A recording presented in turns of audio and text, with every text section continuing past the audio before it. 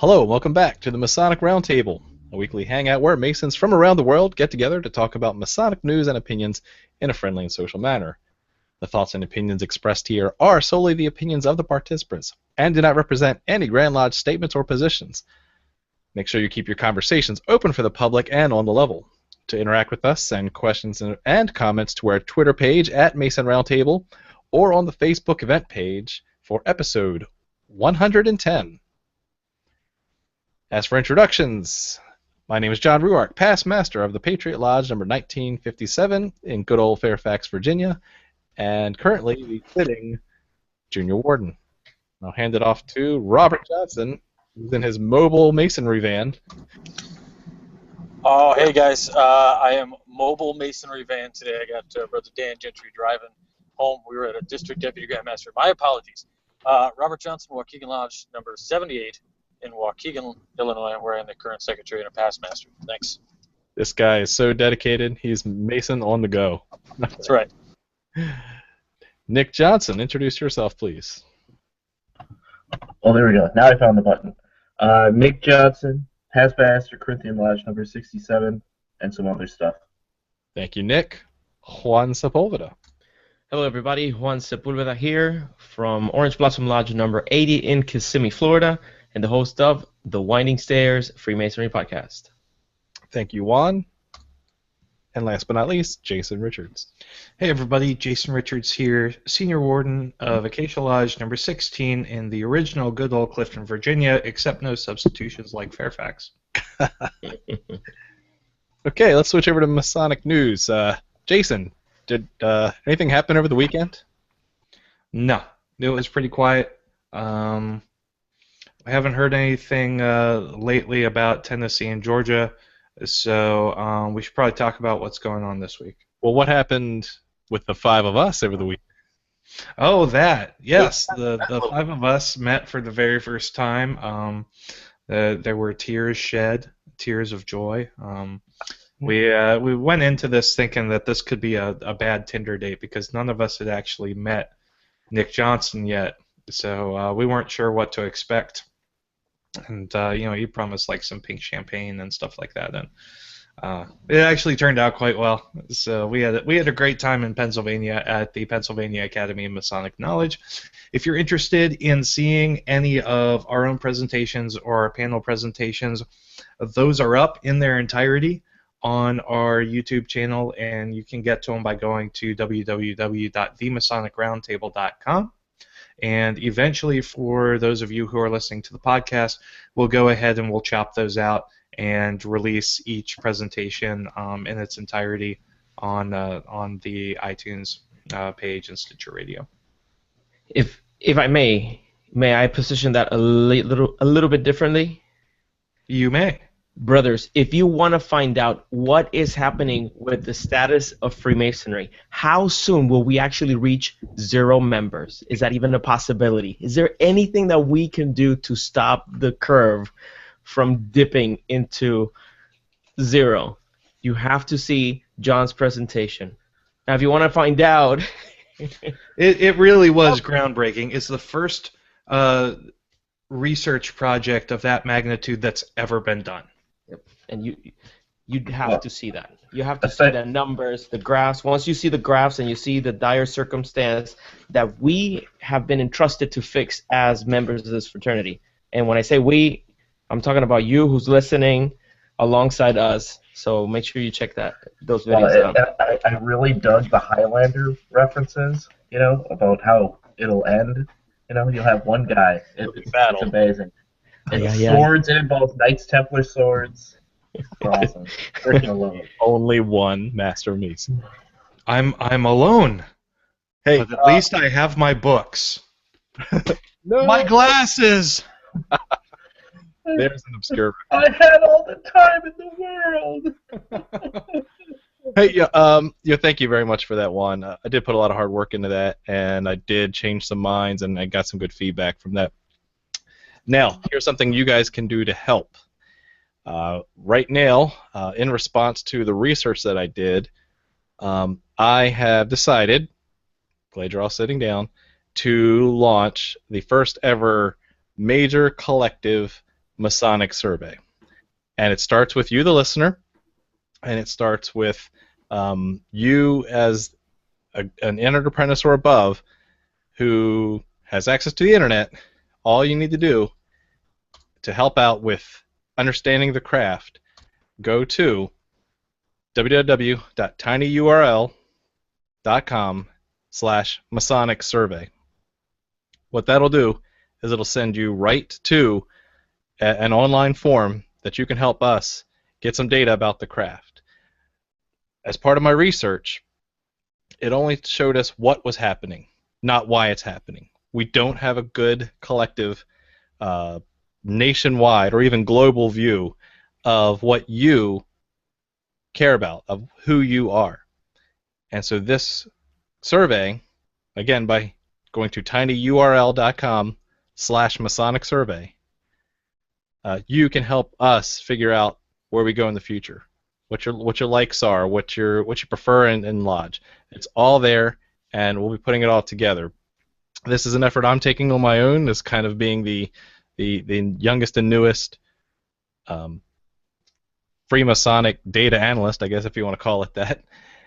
And I decided I'm going to take collections from now until St. John's Day of this year, and the summertime one, St. John Day. So please, if you got your phone handy, it's easy to just pick up your phone right now and type in tinyurl.com/Masonic survey. I want to keep in mind there will be some sensitive questions in there that you may not want other people to know. Please be assured that all the data will be kept extremely confidential, and if there are any charts or graphs or anything that get produced out of this, that your anonymity is safe, and the only people that will be able to see it is myself, John Ruark. So that, as long as you can trust me, and I wouldn't, but as long as you can trust me, that's where the data is going to stay. John, if I can just interrupt you there, please, brothers who are listening, also understand that this is a brother asking you to do it, and we all know that a brother's word is good, especially we know John Ruark, especially knowing John is very adept at the kind of information and keeping it secret.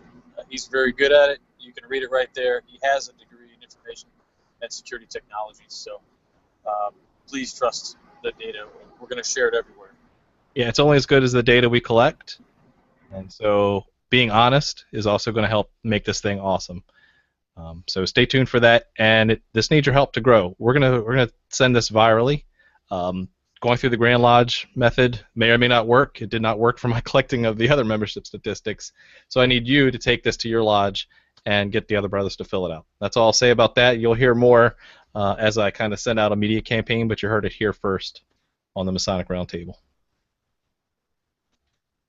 And a big thank you goes out to Seth Anthony, Rich, and the entire PA Academy of Masonic Knowledge Committee who put the event together. So we wanted to give a big shout out to all those brothers who made the event possible, and we certainly had a blast.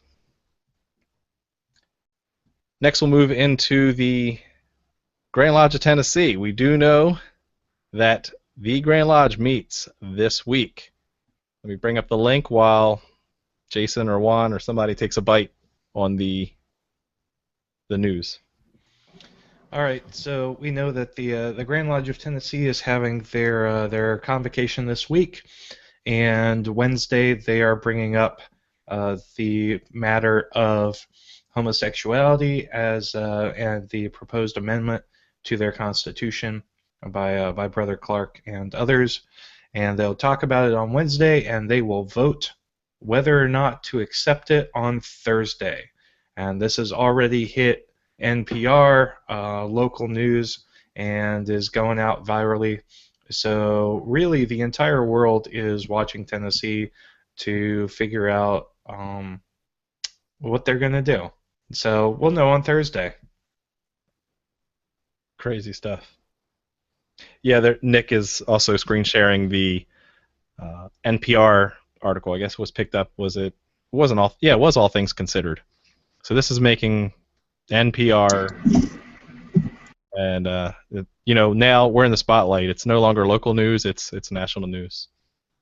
Well, and anytime certain media can grab onto a story like this, it's going to blow up, and it's going to blow up fast, and it's going to get hot. So think, people. That's all I can say. It's what's interesting though. I was just at that meeting, and I just showed one DDGM, and these guys don't even know about it. So how provincial and how internal our Grand Lodge is looking and even paying attention to anything anybody else is doing. So something to think about.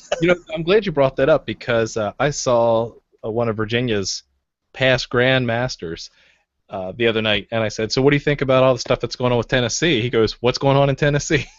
I was like, "Dude, you're a past Grand Master. You're supposed to know what's going on." Right? Yeah, these guys have no idea. They're totally clueless.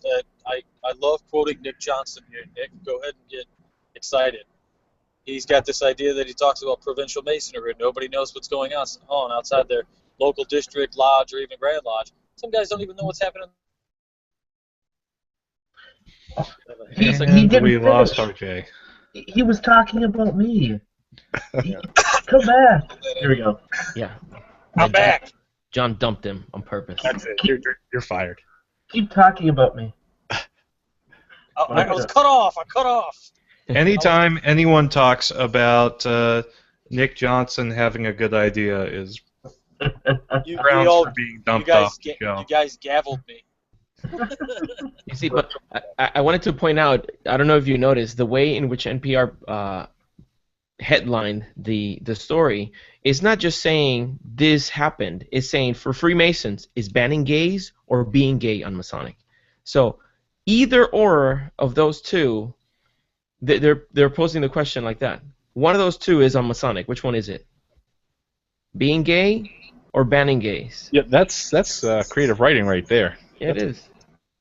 Yeah, it's total clickbait. I think somebody needs to hop on that article, make a link, and post it to the Midnight Freemasons. I think we did an article about homosexuality, Masonic or unmasonic. That's pretty funny. Jason, get on that. Yeah, it went live over July 4th weekend, if I'm not mistaken. So stay tuned, guys, to see what happens in the Grand Lodge, Tennessee. I think the vote will be on this Thursday. The only article on the Midnight Freemason so far that's been more popular has been points in or points out. Dan Gentry is working on a ring where it's points sideways. Ooh. But pointing to the left, or which is the weaker side of man, or pointing to the right, which is the seat of fidelity. Oh, you've ruined it. For the next topic. You ruined it. I did. Let's put it on spinners. Hey, John, let's talk about the Nazis. Why not? So, according to Chris Hodap on his blog, a huge stash of Nazi-confiscated Masonic and occult books were discovered in Oslo. And so this is really fascinating because there's over 13,000 books on occult subjects, including Freemasonry. And we've all heard of the Nazis' interest in occultism and how Hitler was experimenting with lots of other types of mystic ideas to get a leg up in the war. And here we have a stash that's been unearthed, almost literally, that has been unheard of, has been sealed away, has been hidden. And it will be really interesting to look into those books to see what they were reading, what they were trying to find out. And this is not unlike we've covered Bin Laden's secret stash of books, his Bin Laden's library over a year ago that was released by the Director of National Intelligence, in which Bin Laden had books on from Manly P. Hall and others about Freemasonry. His library was a lot smaller than this one, though. Yeah, not 13,000 books, but you can see that there's an attraction to, for whatever reason, and it would be great to see what comes out of this, just from a historical perspective. Well, Himmler was obsessed with the occult. and wanted to use occult magic or occult psychology to strengthen the Third Reich. And so that's where the Nazis ended up just grabbing up stores of occult philosophy books and then Masonic philosophy books as well, because they kind of lumped the two together. It's funny. It's like, okay, well, we'll persecute the Freemasons, but then we're going to take books about Freemasonry as well and try to use them for our own purposes. That's a good point. Really good. Well, and it's always, people forget that Norway as a country was under occupation under Quisling, and it's just sad to have seen all these countrymen that essentially turned in their fellow countrymen and millions of documents were burned. All these things are lost, and it's beautiful when the stuff is found again, because it feels almost like a treasure. And it's just. Okay, Nick, I think it's now time to our favorite trivia question. So I'm going to give it off to you for the Masonic Monday question. On Tuesday. Dios mío. Next time, draw it out a little bit longer. Oh my God. On Tuesday. Better. I think somebody was eating a little bit too many spicy peppers, but they're going to be okay, I think. All right, so the answer so we were in Pennsylvania. I don't know if any of you guys are shocked to know that, but we were. And so I asked a question about it, and I said, of which two lodges in the country of France did Brother Benjamin Franklin serve as master?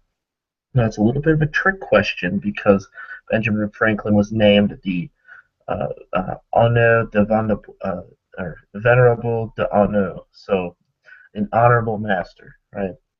But he was still technically a master. So the correct answers are from Justin Miller, Christopher Croteau, Steve Whitaker, Mike Hambrecht, Ed Potter, Daniel Sells, Joey Boyer, Heber Longhurst, David Pasco, Matt Appel, and Jeff Myers, who all answered correctly that he was the honorary master of Lodge des Neuf Sœurs, which was, the Lodge of the Nine Muses in Paris in 1779. And he was also named honorary master of Loge de Saint-Jean de Jerusalem in 1783. So congratulations, guys. You did an excellent job of answering that question. So the question for the week of March 21st, 2016 is, this famous English Freemason who taught us the meaning of Masonry encouraged members of his lodge to do this at High 12.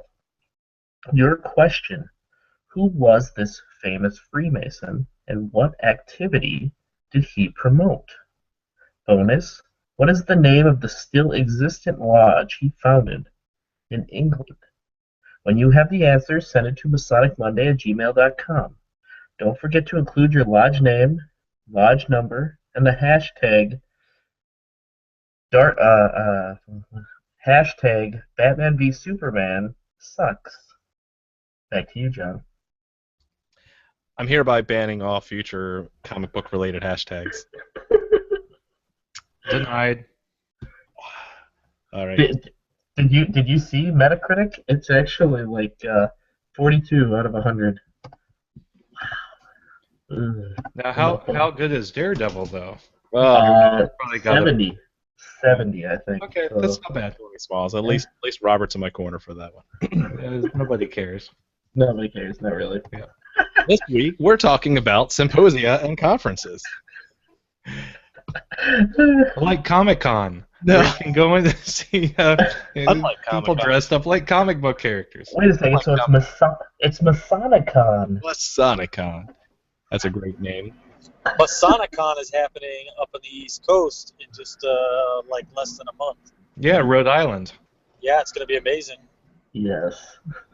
Yeah, I know. Ryan Flynn is there speaking, and there are going to be a number of other brethren there as well. Lots of vendors and lots of fun stuff. Go check it out. What we're going to talk about tonight is why should you go? Why should you go to a Masonic Symposium or Masonic conference? We wanted to take our experience from this past weekend and not be self-serving, but look at the benefits. What do you get out of going to a Masonic conference? So what I'm going to ask each of the hosts to do tonight is to just pick one topic, and we'll go round robin.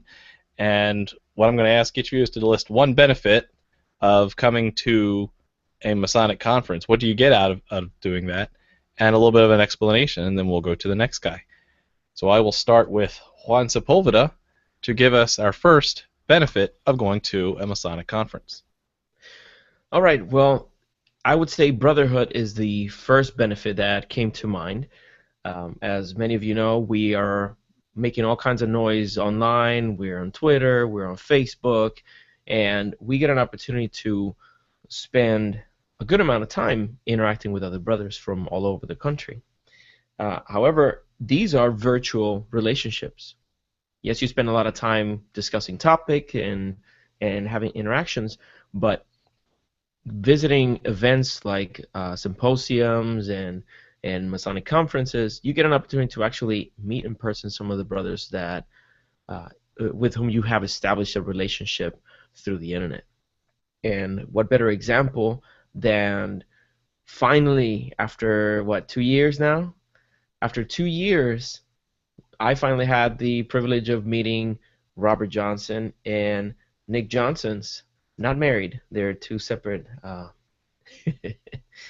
Meeting these two brothers in person. Nick is huge, by the way. It's like 7'3" or something like that. Nick, yes, this weekend I learned I'm the short one of the group. Yeah. Nick's not as tall as I am.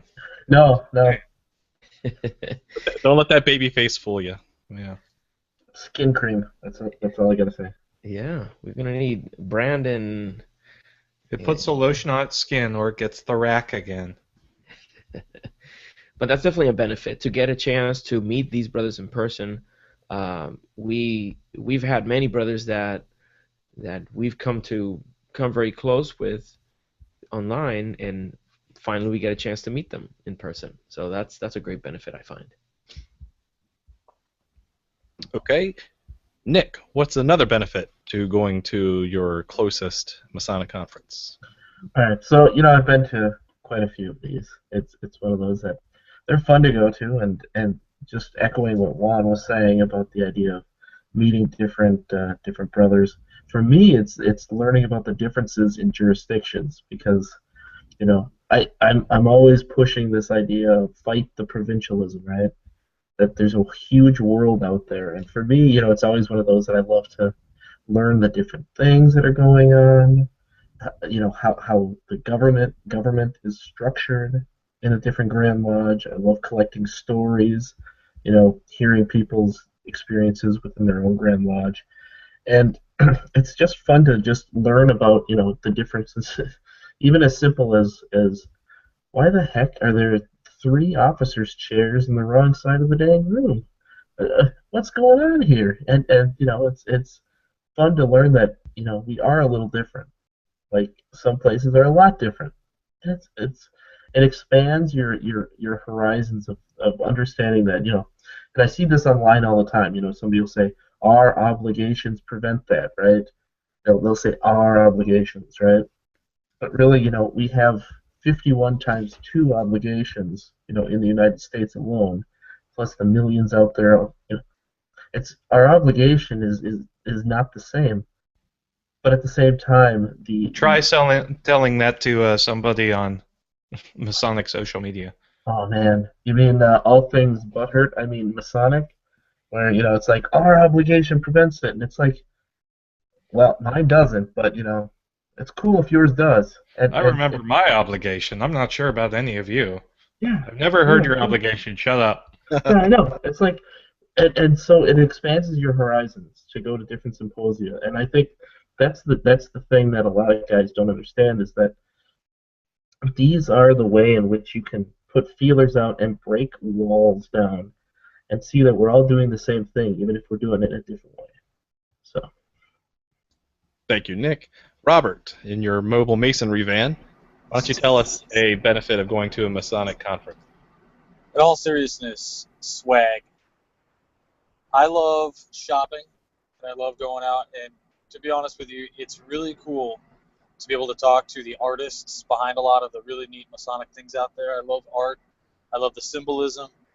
Um, I collect I collect actually emblem books that are really old, which of course are books that have the emblems in them before people could read.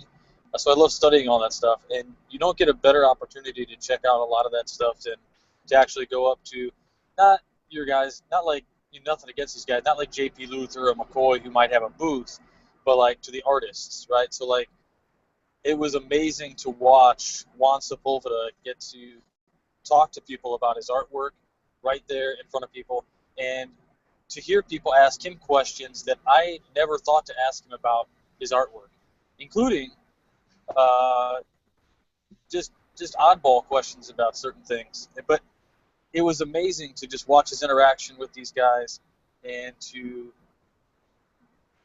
hear his explanations and just the way an artist works and what goes into it and what he was trying to convey.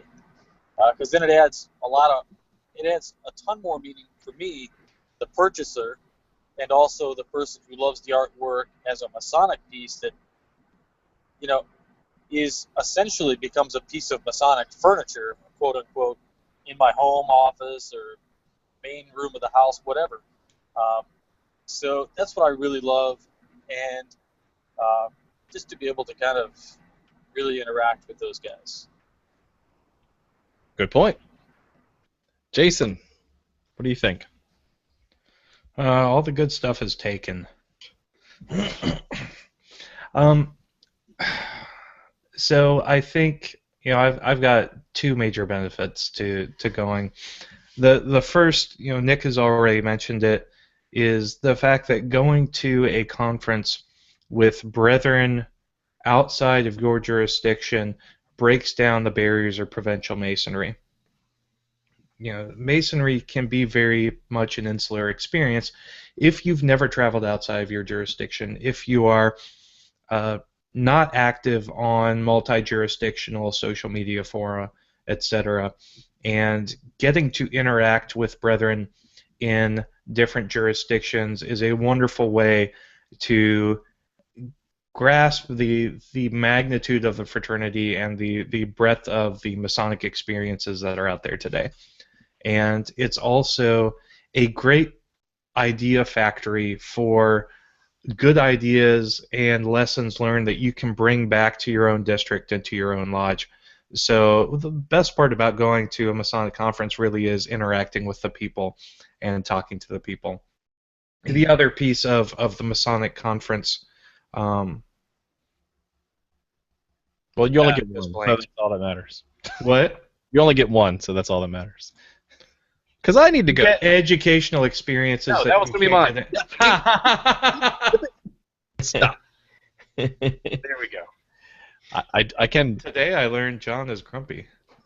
I'm a past master. Yes. Did I mention that education is the reason that I join Masonic conferences and symposia? Because I said it first. Because Jason said it first. Because there's often a presenter or a keynote or a theme or a topic that goes with that, whether it be the Masonic Restoration Foundation, which the whole conference is about the theme of Masonic Restoration, whether it's MasonicCon, that's open for everybody, whether it's York Rite Week, which is more York Rite focused. There's either a theme or certain events that go on that will give you more light, right? It's not your tiled lodge meeting, or it might be appendant body meetings, but at least you get additional flavor of something you may or may not have ever heard before. You can always take something back home, more than just the brotherhood. You can take back a piece of knowledge, education, work, light that you can apply back to yourself or back to something that you may have heard and try to apply it back to your lodge room. So that for me is a good benefit of going, is to hear some of these presentations from some big thinkers that may change your mind just a little bit on one topic. Isn't that what we're all here for, right? Just a little bit more light. I think you got off easy, John, because we all know that Masonic education is the best. We just didn't want to go there because it was broad. Yeah, and I have to say too that just to do a little bit of tooting of our own horns, the 5 of us never saw each other's presentations until we gave it, and you guys did a great job. And what was fascinating is that each of us took a little different angle, and I think that was amazing that it was not planned that way, that the gestalt of all of our pieces together was a greater whole than the sum of the parts. So good job, guys. Now we'll open it up for anyone else who has any additional things that they want to add as a benefit to going to a conference. Because we've started hitting most of the highlights. Is there anything we're forgetting? After parties? So networking after the event. Go on, Robert. It was a lot of fun to share an afternoon with some brothers. Not that came out to, you'll find, I think, in most cases, guys came out for the educational experience, they didn't care who was speaking, because they want to come out and they want to get educated and want to hear really cool ideas. And I think it was really awesome to spend the afternoon with the guys that came out for that event, to be able to talk to them and listen to what they're saying in their jurisdictions and their complaints and their challenges and their wants, and to be able to go back and forth and say, well, hey, in Chicago or in Illinois, we're doing this. Is that something you think you guys could do? Or I might say, well, this is happening in my jurisdiction and it stinks. Mm-hmm. And they say, well, we've combated that by doing this. So it was a great exchange of ideas, a tremendous opportunity for, as Juan had pointed out in the beginning, for additional brotherhood and being able to converse and dig a little bit deeper and really know people on that personal level. Dig in and take up a few of your Dunbar numbers, That's true. On the day of the presentations, when we broke for lunch, I stayed behind doing a couple things, and by the time Jason and I made it to the room where all the lunch was, most of the tables were full, so we went around finding some spaces, and I sat down at a table with brothers that I have never met before. I knew nobody in that table. And I think it's important for us to do that when we go to events, not just the Masonic Roundtable brothers, but everybody. If you go with someone who you know, don't hang with that person, solely with that person throughout the conference. Give yourself the opportunity to get to know some of these brothers. And for example, I got a chance to meet Brother Ken Bray, and he is, if I'm not mistaken, he's a sitting worshipful master of his lodge. And he has been putting more emphasis on Masonic education in his lodge. And he was saying that brothers are responding really well to that, where they're trying to be as efficient as possible in the business component of the lodge, getting rid of that as fast as they could, and then giving a chance to brothers to give a 10 to 20 minute presentation on a topic, a Masonic education topic. That's when you see the lodges turn around, when you really have a reason to come back for the next meeting. And we've said this 100 times. If all the brothers are getting our minutes, correspondence, old business, new business, when they go to the meeting, if there's something cool playing on the TV 10 minutes before it's time for you to go to lodge, you might think twice about going. But if you know there's a brother giving a presentation on his experience with this working tool, or the history behind the Noahide myth. By the way, if you want to hear more about the Noahide myth and the hundreds of different variations throughout history of this particular story, you have to check out the first video of the event where Brother Jason Richards puts an incredible presentation. That's the third video of the event. The third video. Don't skip over mine and watch his. Pace yourself. Yeah. Watch the full video. I kid. Well, actually, Jason, by the way, thank you for what you did. He actually put links on the video notes so that you could skip over to the presentation that you want to watch. Instead of having, if your time is limited and you just want to hear about that presentation, you can skip right through it when you go check it out. Mm-hmm. Okay. Yeah, we had since we streamed it live and we haven't had a chance to cut it down yet. A lot of the presentations are all strung together, and there's a good bit of dead air in between while we're taking breaks.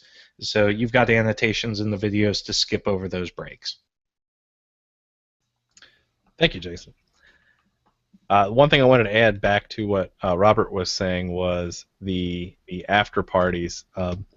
They often do include a lot of food and a lot of adult beverages, and so usually that helps be a social lubricant if that's your thing, and that it helps to share a beer and break some bread with the brethren. I think that's a nice addition that is something to look forward to. Well, and there are just some things you really can't talk about unless everybody's got a beer in their hand. I mean, just the state of Masonry, and cigars. Whether or not we're really dying, give or take the cigar. You know, what is going on in other jurisdictions, how we really feel about some of the major issues and problems. This is why Masons originally met in taverns. Yeah. They were smack dab in the age of Enlightenment, where all of the young philosophers were going against hundreds of years of autocratic rule by the Roman Catholic Church. And these brethren got together over a pint and said, how can we make this different? How can we make this better? How can we make this suit the world we need it to be? Mm-hmm. And that's just what we're doing here in Masonic conferences. Another benefit, by the way, is, you know, we've alluded to it before, but you really get to see how the Masonic experience differs from each grand jurisdiction to each grand jurisdiction. We had this conference at the Masonic Village, which is the Pennsylvania's Grand Lodge of Pennsylvania's Masonic home, and we were fortunate enough to get a tour of the facility, and it is absolutely gorgeous. It is absolutely incredible, and I took a lot away from just the building and the artifacts in there to say, okay, this is really how the Pennsylvania Masonic experience works itself out, and it's really neat. And that's something I wouldn't have had I not been there physically and gone and traveled there. And the jealousy I had of all those guys learning magic like Harry Potter, and my jurisdiction doesn't do that. It was amazing. What Nick is alluding to is a beautiful dining hall that when you walk into it, it looks like the dining hall of Hogwarts, hence the allusion to the Hogwarts of Freemasonry. And if you've been there in person, you know exactly what we're talking about. I was completely underestimating how great the Masonic Village at Elizabethtown, Pennsylvania is. It truly is a Masonic treasure. John and I both stood in the fireplace. It was that big, and we didn't get zapped through the flu network, so it was kind of sad. Diagonally. Diagonally. Right. Well, social media is light tonight, so let's skip right into our final thoughts and shameless plugs, and we'll start with the traveling man, Robert Johnson. Hey guys, final thoughts, shameless plugs. So, final thought would be travel. Get out there, go to the events, make it happen. If it's a once-in-a-lifetime event, like, maybe you're not going to have enough time or money at some point to go visit, say, the Masonic Restoration Foundation, save up some money and go and do it. It's a wonderful experience. If you can make these Pennsylvania Academy of Masonic Knowledge, they do these every year, and they have acclaimed speakers. Go. Make the effort to get to these. Even if there's a local talk or something at a local lodge where maybe the lodge is having 4 or 5 presenters or speakers from the area, go. Maybe you're an organizer. Put something together. Put together a speakers bureau. If you can put together a speakers bureau and have a ton of brothers list names and topics, how far they want to travel, put it together and make it happen for your area.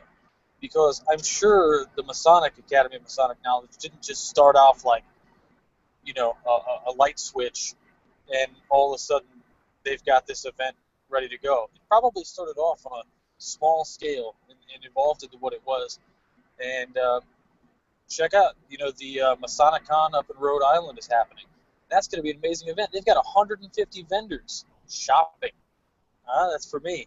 But everybody else will really enjoy everything else. Of course, education is the primary reason we go. So if you guys like Masonic education, please check out Whence Came You, Sunday nights, 9:30. Hope you enjoyed this last episode with Brother Adam Thayer. Had a couple really good papers. We're expanding the team. It's going to be great. Good night, Freemasons. I have some amazing articles coming up the next week or so. We've got some great pieces, including one by Todd Creason. It's going to be great. So with that, I'll say good night, and I'll see you guys all next time. Thank you, Robert. Nick Johnson. Sure. I've been to a few of these symposiums. There's going to be one going on in Iowa. It's an educational one. I'm going to see if I can make it out there, but who knows.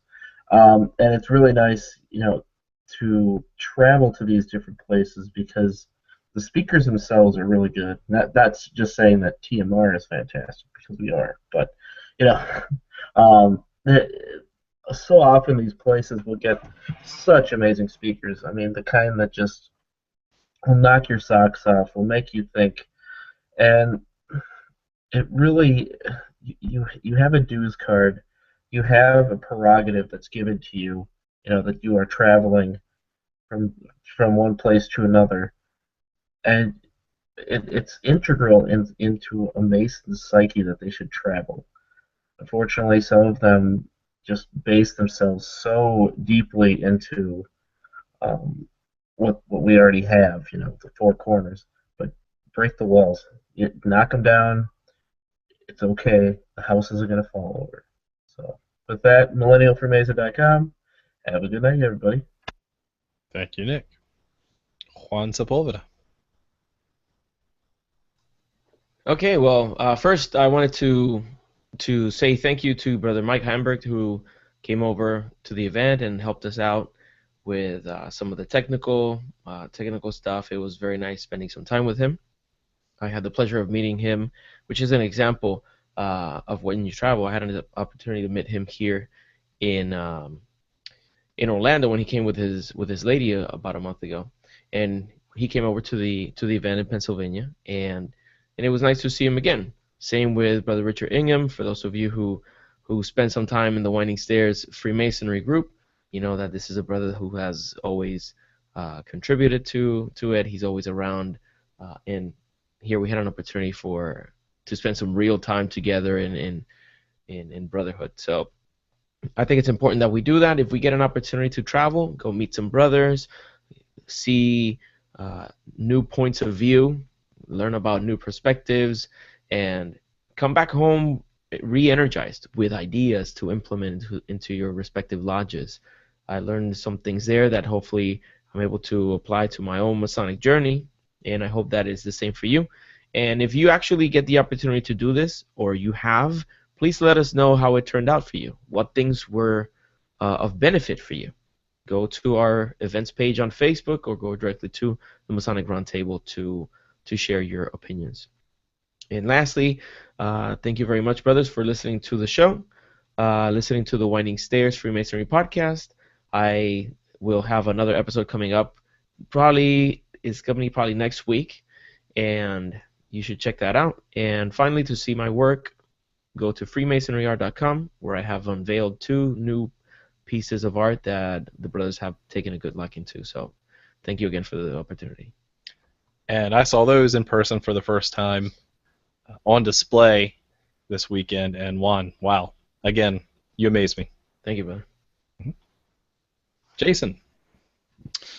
All right, final thoughts. Yeah, we had a great time at the Pennsylvania Academy of Masonic Knowledge, and I had wanted to screen share another event that John and I are going to be at, which is a District Masonic Education Symposium up in New York, but screen share is not working for me, so we'll talk about it later.